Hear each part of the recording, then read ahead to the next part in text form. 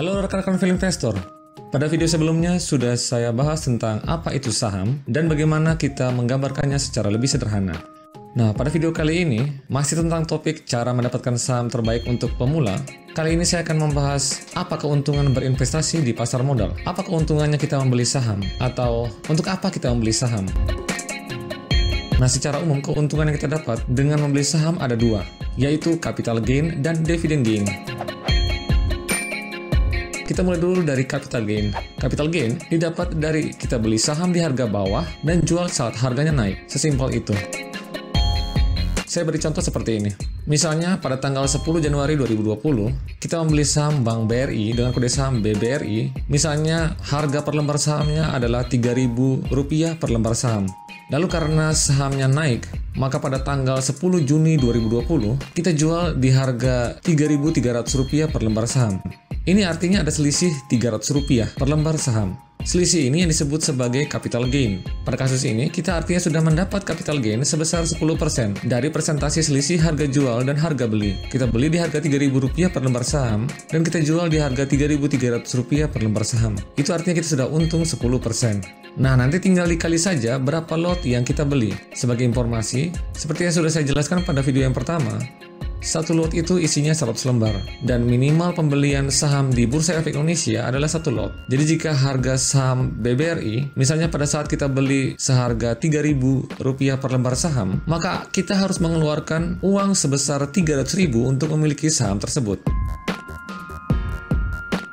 Keuntungan yang kedua dari kita membeli saham adalah kita bisa mendapatkan dividen. Dividen adalah pembagian yang diterima oleh pemegang saham dari laba bersih perusahaan dalam satu tahun. Biasanya setiap akhir laporan keuangan tahunan, perusahaan akan membagi laba bersih untuk beberapa alokasi atau peruntukan. Umumnya perusahaan akan membagi laba bersihnya untuk keperluan dividen, capital expenditure untuk tahun berikutnya, dan sebagian lagi misalnya disisihkan sebagai saldo laba.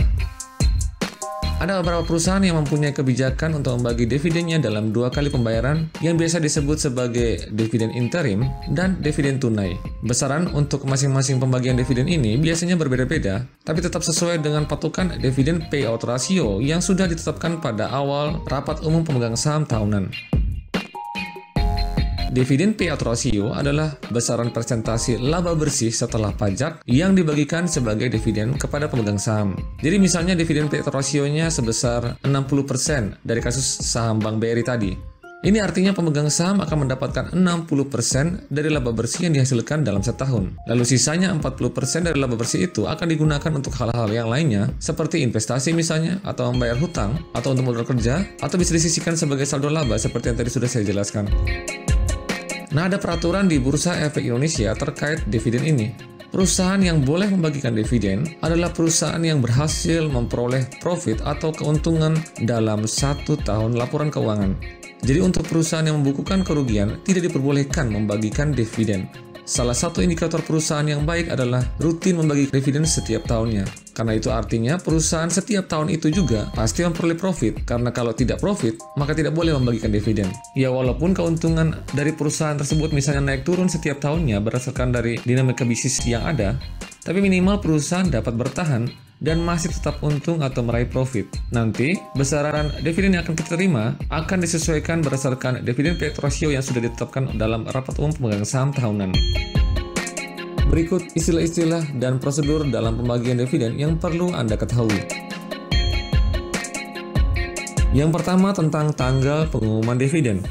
Awalnya kita sebagai pemegang saham akan dikirim informasi mengenai jadwal rapat umum pemegang saham tahunan. Nah, setelah diputuskan untuk membagikan dividen pada tahun buku tersebut, kita akan diberikan informasi lagi mengenai jadwal pembagian saham dan nominal yang akan kita dapat per lembar saham yang kita miliki. Biasanya informasi ini akan dikirim melalui email yang telah Anda daftarkan pada rekening dana investasi Anda. Informasi ini akan dikirimkan oleh KSEI atau Custodian Central Efek Indonesia. Ini adalah sebuah lembaga yang mencatat semua aktivitas yang berkaitan dengan efek yang kita miliki. Dalam hal ini, efek tersebut adalah saham. Istilah yang kedua adalah cum dividen.